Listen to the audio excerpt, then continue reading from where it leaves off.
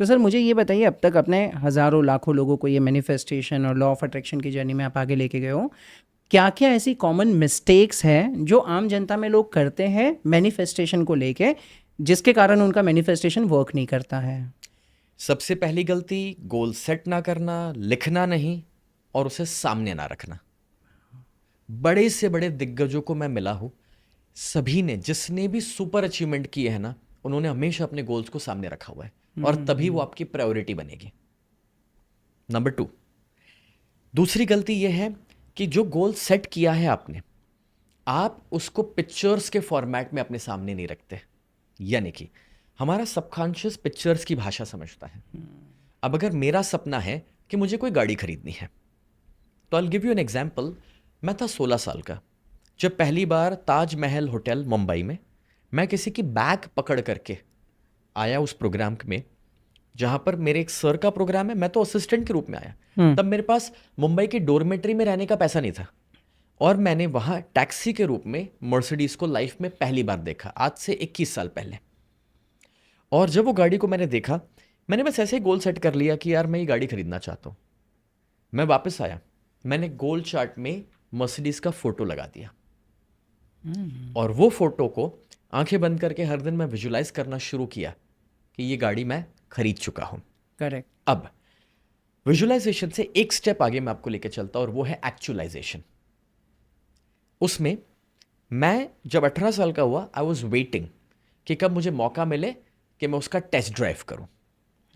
तो मैं test drive करने के लिए गया, लेकिन जब मैं वहां पर गया तो सामने एक सेल्समैन, वो पूछते हैं, भाई मैं आपकी कैसे मदद कर सकता हूँ? मैंने कहा वन चेकआउट अ मर्सिडीज। उन्होंने कहा कि बट कौन सा मॉडल? अब मुझे ये नहीं पता कि उसमें कोई मॉडल वॉडल भी होते हैं। तो मैंने उनसे कहा कि आपके पास कौन सा मॉडल अवेलेबल है?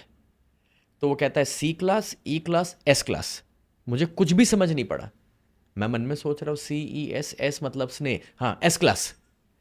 और जब उसने एस क्लास सुना, उस ऊपर से नीचे तक मुझे देखता है और वो जिस तरह से देखा, मुझे पता चल गया मैंने कुछ तो गलती करी है। और तब एस क्लास उस जमाने में 80 लाख की आती थी। उस शाम को मेरे को बुखार चढ़ गया था, क्योंकि तब मैं सोच भी नहीं सकता था कि इतनी महंगी कोई गाड़ी हो सकती है। लेकिन जब मैं वहां से वापस आया, बिकॉज टेस्ट ड्राइव तो हो नहीं पाई, वापस आने पर मैंने, मेरे फादर का एक पुराना बाइक मेरे को मिला था आने जाने के लिए, उसके ऊपर मर्सिडीज का स्टिकर लगा दिया था, वो स्टार वाला। और मैं हमेशा घर पे बोलता था, मम्मी इस दोस्त को मिलने जा रहा हूँ, मर्सिडीज लेके जा रहा हूँ। और मेरे दोस्त लोगों को अगर मेरे पीछे बैठना है, कहीं चाहिए जाना है, लिफ्ट लेनी है, तो उनको बोलना पड़ेगा स्नेह तेरी मर्सिडीज पे यहां तक छोड़ दे। तो वो मेरा एक्चुअलाइजेशन प्रोसेस था कि एज इफ मैं ये मान के जी रहा हूं कि वो मर्सिडीज मेरी जिंदगी में आ आ चुकी है। चुकी है। और अब मुझे टेस्ट ड्राइव का मौका मिला उसके 6 महीने के बाद, जब मैं पूरी प्रिपरेशन के साथ गया। इस बार अपने एक दोस्त को साथ लेकर गया जो थोड़ा अमीर दिखता था। और जब मैं अब टेस्ट ड्राइव के लिए गया, तो मेरे दोस्त को मैंने ड्राइविंग सीट पर बैठाया, मैं बाजू में बैठा और वो ड्राइविंग कर रहा है और मैं आंखें बंद करके फील कर रहा हूं कि मैं अपनी मर्सिडीज में बैठा हूं, मैं अपने ऑफिस से घर पे जा रहा हूं और मेरा ड्राइवर गाड़ी चला रहा है। एंड इट हैपेंड सो कि इस किस्से के कुछ ही महीनों के अंदर, जब मैं 19 साल का था, तब मैंने अपनी पहली मर्सिडीज खरीदी। अब लोग कहेंगे कि ये किस्मत है, किस्मत नहीं है। बेस्ट पार्ट ये था कि जब से मर्सिडीज मेरी फोकस में आ गया ना, तब से होने ये लगा था कि मेरी काम करने की स्पीड भी बढ़ चुके थे। करेक्ट। सच ये है कि अगर आपको सड़क के ऊपर दो किस्म के लोग नजर आएंगे, एक जो एकदम आराम से चल रहा है, आप उनको जाके पूछो भाई साहब किधर जा रहे हो, बोले नहीं बस ऐसे ही, कहीं नहीं जाना, टहलने निकलो। और दूसरा आदमी थोड़ा फास्ट चल रहा होगा, आप उसको पूछ कर देखो भाई साहब किधर जाना है, वो कहेगा यार इधर पहुंचना है इस टाइम से पहले, वरना मेरी ट्रेन छूट जाएगी। मेरी स्पीड अपने आप बढ़ गई जब मैंने गोल सेट किया और अपने से बड़ा सोचना शुरू किया। और वो जो स्पीड बढ़ी, तो मैंने कुछ शॉर्ट टाइम के अंदर वो पैसा कमाना शुरू किया। करेक्ट। यहां पर मुझे एक एग्जाम्पल याद आ रहा है। ग्रैंड कार्डोन कहते हैं कि आपका गोल जो है ना, 10 गुना बड़ा सेट कर दो, आपको जो चाहिए उससे भी 10 गुना बड़ा, और फिर 10 गुना ज्यादा काम करने के लिए तैयार हो जाओ। हमें जो लग रहा है भाई अपना बेस्ट दे रहे, सच ये है कि अभी तक हमने अपना बेस्ट दूर दूर तक देखा ही नहीं है। तो यहां पर जो आपने पूछा कि क्या लोग गलती करते हैं, तो ये था कि भाई विजन बोर्ड नहीं बनाते, उसके पिक्चर्स नहीं लगाते। पिक्चर्स आपको इंस्पायर करते हैं। 1 photo is equivalent to 1000 words. तो पिक्चर्स आपका सबकॉन्शियस समझेगा, उसको तब जाके आप इंप्लीमेंट करोगे। अब तीसरी गलती, जो लोग मैनिफेस्टेशन में करते हैं। लोगों को ऐसा लगता है कि मैं सोचने शुरू कर दूंगा, बोलना शुरू कर दूंगा तो अट्रैक्शन हो जाएगा। बट अट्रैक्शन तब तक काम नहीं करता जब तक आप अपनी डिजर्विंगनेस को ना बढ़ाएं। मतलब क्या है, देखो, अगर बारिश हो रही है, अलग अलग कंटेनर्स आपने रखे हैं, पतीले रखे हुए हैं सारे, तो किसके अंदर कितना पानी जाएगा वो किस पे डिपेंड करता है? उसमें बारिश की तो कोई गलती नहीं, तो आई बादलों की कोई गलती नहीं, ऊपर वाले की कोई गलती नहीं। वो तो डिपेंड करता है ना कि आपका जो पतीला है उसका ओपनिंग कितना बड़ा है। करेक्ट। अभी कुछ पतीले तो उल्टे रखे हुए होते हैं और शिकायत करते हैं कि मेरी किस्मत खराब है। तो डिजर्विंगनेस का क्या मतलब है? मेरे पास एक इंसान आता है, आके कहता है, सर मुझे ना एक लाइफ पार्टनर चाहिए, क्या आपके पास कोई टेक्निक है बीवी खोजने की? मैंने कहा हाँ है, बट मुझे आप ये पहले बताओ कि आपको कैसा लाइफ पार्टनर चाहिए। तो मुझे वो कहता है, सर देखो मुझे ना सीधी सादी सरल सिंपल स्पिरिचुअल बीवी चाहिए। मैंने कहा ठीक है। मैंने उससे सवाल पूछा, आप मेरे को बताओ क्या आप एक सीधे सादे अरे सरल सिंपल स्पिरिचुअल इंसान हो? नहीं। अब हमें ये लगता है कि हम कुछ भी हो सकते हैं, बट लॉ ऑफ अट्रैक्शन हमारे लिए काम करना चाहिए, तो that doesn't work. True. You know, Einstein ने कहा है that match the frequency of the reality you want and you can not help but get that reality. मतलब कि बाहर के दुनिया में जो भी चाहिए उस फ्रीक्वेंसी को पहले अपने अंदर क्रिएट करना पड़ता है और फिर बाहर की दुनिया में आप वो क्रिएट कर पाएंगे। करेक्ट। तो हमें पहले वो इंसान बनना पड़ेगा।